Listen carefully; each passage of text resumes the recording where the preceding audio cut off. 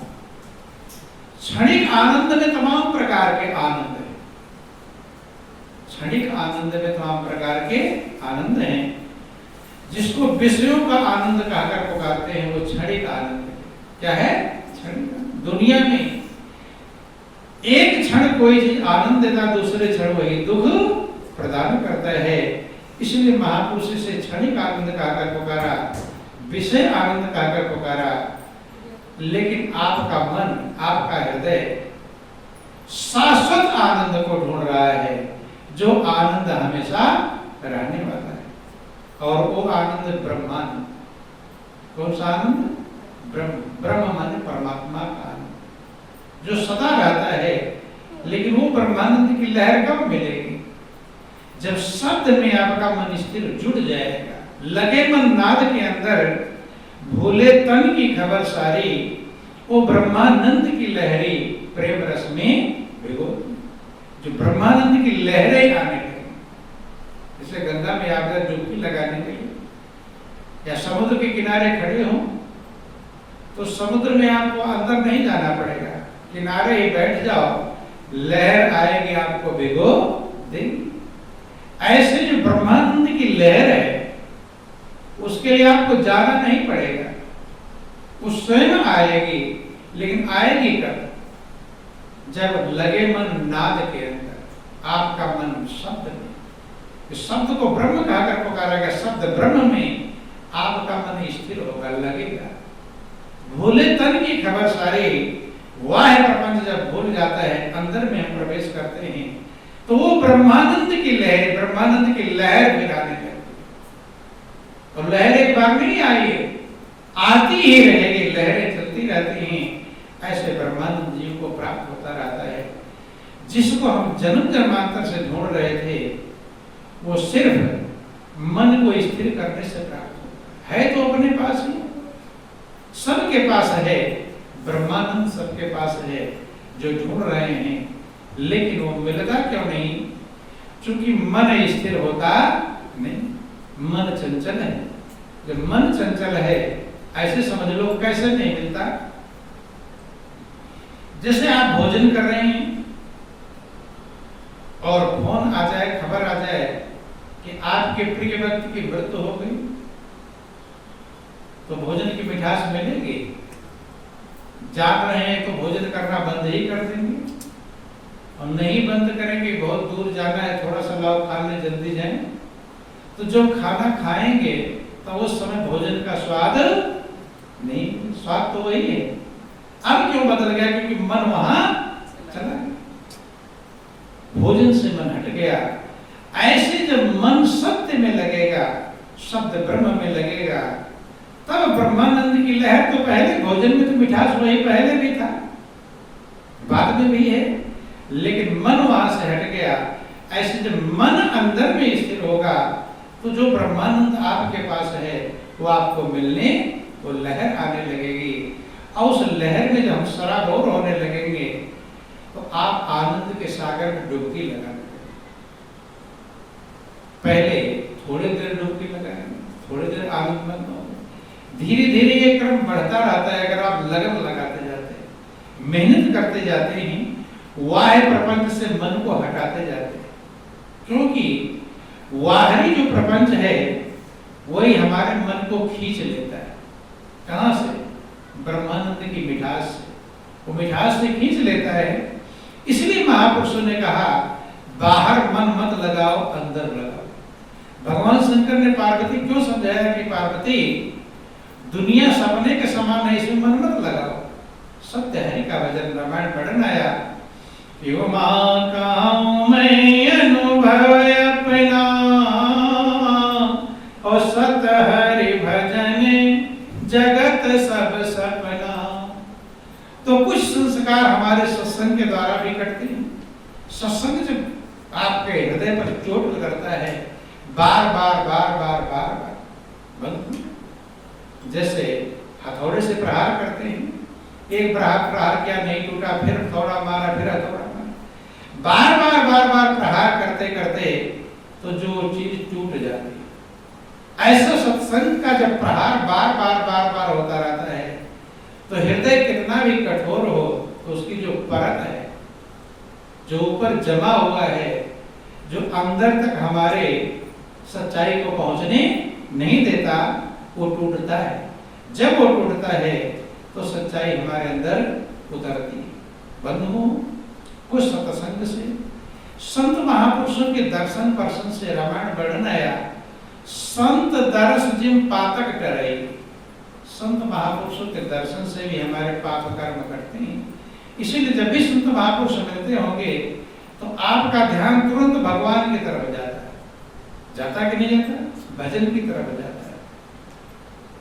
अपनी कमी की तरफ जाता है, कहीं मेरी कमी ना पूछ ले, सत्य की तरफ जाता है, सद विचार, सद विवेक, सद ज्ञान की तरफ जाने लगता है। जो संत महापुरुष मिलते हैं उनका विचार आता है, उनका ध्यान आता है। मिलने का मतलब नहीं सामने आ जाता है मिलना, विचार भी एक मिलना है, भाव भी एक मिलना है। बोलो वृंदावन बिहारी लाल की जय, उमापति महादेव की जय। तो कुछ दर्शन पर्शन से पाप कट जाते हैं, कुछ नाम के सुमरण से, कुछ अंदर अनहद के शब्द को सुनने से, कुछ ज्ञान की ज्योति को प्रकाशित करने से, और कुछ सेवा से। किससे? सेवा। सेवा से भी हमारे संस्कार बदल जाते हैं। क्या हो जाता है? बदल जाते हैं। महापुरुष सेवा करा करके, सेवा के समय आपका मन अहंकार को छोड़ता है। किसको छोड़ता है? अहंकार रूपी जो विकार है। महापुरुषों ने कहा अहंकार सबसे बड़ा विकार है, और विकार तो तमाम है, लेकिन सबसे बड़ा विकार कौन सा है? अहंकार। चूंकि वर्णन है कि जब अहंकार रहेगा तो परमात्मा रहने वाला नहीं। कि जब मैं था तब हरि नहीं, और अब हरि हैं मैं नाई। ओ प्रेम गली अति साकरी, तामे दो न समान। कहते हैं कि जब मैं रहता है, मैं ही प्रभु के चरणों से दूर करता है। सेवा के द्वारा राजा महाराजा जब गुरु दरबार में जाते थे तो उनसे सेवा कराई जाती। जाओ भिक्षा मांग करना, भिक्षा मांगने जाते थे तो अहंकार भूल जाता था कि मैं राजा हूं, अपने आप को भिखारी समझ लेते। भिखारी समझ करके सारा कार्य भिखारी समझने लगते थे तो राजा का जो मैंपन है, मान है, बड़प्पन है, वो गायब हो जाता। जिक्र आता है एक माँ अपने बेटे को भक्त बनाना चाहती कि कैसे मेरा बेटा सत्य में लगे। माँ बार बार बेटे को भेजती थी कि चला जा दरबार में, आश्रम में, वहां कुछ सेवा करा, कुछ सत्संग सुन लो, बार बार भेजती थी। बेटा आता था। गुरु महाराज जी का नियम था कि जब वो लड़का आता था, सबको तो जो प्रसाद बंटने का नंबर आता था तो सबको तो प्रसाद देते थे और उसे डंडे मारते थे। क्या मारते थे? डंडे। तब जब डंडा मारा तो भाग जाता था, फिर घर भाग गया, कहता था सारी बात। मैंने कहा क्यों चला है? कहता सबको तो प्रसाद मिलता है और मुझे क्या मिलता है? डंडा। मेरी तो पिटाई होती है। माँ समझाती थी, फिर समझा के भेजती थी, फिर जाता था, फिर वही यार। बार बार जब ऐसा हुआ, फिर जब लौट आया तो माँ ने कसम दिला दिया कि अब तो या तो लौटेगा, मरना तो अच्छा है लेकिन लौटना अच्छा नहीं। कुछ ऐसी जो भी कसम होगी शपथ उसने दिला दी। अब बेटा क्या करे? अब और वहां मार खाता रहा, एक दिन मार खाया, 2 दिन मार, कई दिन। लेकिन उसने समझ लिया रोज का यही नियम है, फिर क्या होगा। लेकिन ज्यादा मार खा गया, ज्यादा चोट लग गई और फिर भागा। अब भागा तो रास्ते की तरफ जब जा रहा था भागते हुए, जंगल का रास्ता था, संजोग की बात थी वहां कोई राजा कहीं शिकार खेलने जा रहा होगा, घोड़ा उचका और घोड़े से गिर गया, घायल हो गया, चोट लग गई। राजा उठ बैठ नहीं पा रहा था। अब जो भागा उसी रास्ते से जा रहा था तो राजा ने देखा कि घास पत्तों में जंगल का रास्ता था, किसी के चलने की आवाज, कराह रहा था दर्द के मारे। आवाज लगाया तो उस लड़के ने सुना। जब सुना तो गया। राजा को लग रहा था प्राण निकल जाएंगे, यहाँ जंगल में क्या है, प्यास बहुत लगी। राजा ने कहा कि बेटा मुझे पानी पिला दे, बहुत घायल हो गया, घोड़े पर से गिर गया। अब गया लड़का, ढूंढते ढूंढते कहीं से पानी लाया। जब पानी लाया तो ऐसे समय में जब एकदम प्राण निकलने वाला हो और कोई आपको मददगार कर जाए तो वो भगवान से कम नहीं दिखाएगा, भगवान स्वरूप ही। राजा उसके पैरों को पकड़ लिया कि आज तूने मेरी जान बचाई। अब राजा ने विचार किया कि मेरे कोई बेटा बेटी नहीं है, कोई बेटा बेटी नहीं है, तो सोचा कि मैं इसी को, जिसने मेरी जान बचाई है, तो मैं इसको राजगद्दी दे दूं। क्या दे दूं? राजगद्दी। लिवा गया उसे, क्योंकि राजा चल पा नहीं रहा था। किसी प्रकार से लड़के ने उसको पकड़ करके लिवा कर ले गया राजमहल, वहां खातिरदारी। तो इतने अच्छे अच्छे व्यंजन उसे खाने को मिले लड़के को कि जैसा आज तक कभी न देखा था न सुना था। एकदम इतना मगन हुआ, खुशी का ठिकाना नहीं रहा। यही धन्यवाद दे रहा है कि मैं किस रास्ते से आ रहा था तो कितना अच्छा हुआ। राजा ने कहा कि बेटा मैं तुझे राजगद्दी प्रदान करूंगा, राजा बनाऊंगा, राजगद्दी, राज्य का उत्तराधिकारी बनाऊंगा। तैयारी होने लगी। माँ को भी उसके बुला लिया गया। माँ बेटा दो ही थे और घर में कोई नहीं। माँ भी आ गए, अच्छे महल में रख दिया। माँ भी इतनी खुश है क्योंकि माँ भक्त थी। माँ जानती थी कि किस कर्म का ये फल है। बेटा इस बात को नहीं समझता। धीरे धीरे करके बेटे को समझ में आया। जब राजगद्दी देने का नंबर आया तब उसको समझ में आया कि ये राजगद्दी आज क्यों मिलने जा रही है। जो रोज रोज डंडे खा करके मैं सह रहा था, सहन कर रहा था। क्या कर रहा था?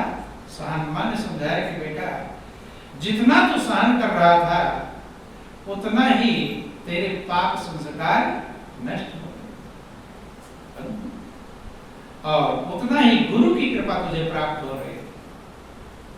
क्या प्राप्त होती है? गुरु की। और इतनी बड़ी गुरु की कृपा इकट्ठी हो गई कि आज तू राजगद्दी राजा बनने जा रहा है। कहा खाने को नसीब नहीं। तो जब उसे ये बात समझ में आई तब गुरु महाराज जी के प्रति जो उल्टे भाव थे, क्या थे? नफरत वाले भाव थे कि मुझे डंडा मिलता है, मुझे मार मिलती है, नफरत, उल्टे भाव ही पैदा हो जाते हैं। अब वो कीमत समझा, जैसे कीमत समझा तब कहता अब मुझे राजगद्दी नहीं चाहिए।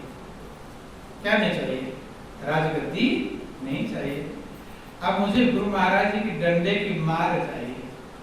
अब गौर करना, विचार करो कि जिसने हमारे पाप के संस्कारों को नष्ट कर दिया, अब आज वो पाप संस्कार नष्ट होकर के राजगद्दी तक पहुंचा दिए। विचार करता है राजगद्दी में तो बड़े बड़े पता नहीं क्या अच्छे बुरे कर्म बनेंगे, बिगड़ेंगे। अब राजा भी, जब राजा ने इस बात को सुना कि राजगद्दी को ठुकरा रहा है, क्या कर रहा है? लोग तो छोटी छोटी चीजें मिलने वाली होती हैं उसके लिए कितने बुरे कर्म कर देते हैं, कितने पाप कर्म कर तैयार कर देते हैं, कितने अच्छे बुरे छोटी चीजों के लिए, किसके? लोभ के कारण, अज्ञानता के कारण पाप कर्म तैयार कर लेते हैं। और जिसे राजगद्दी मिलने वाली हो, बोलो वृंदावन बिहारी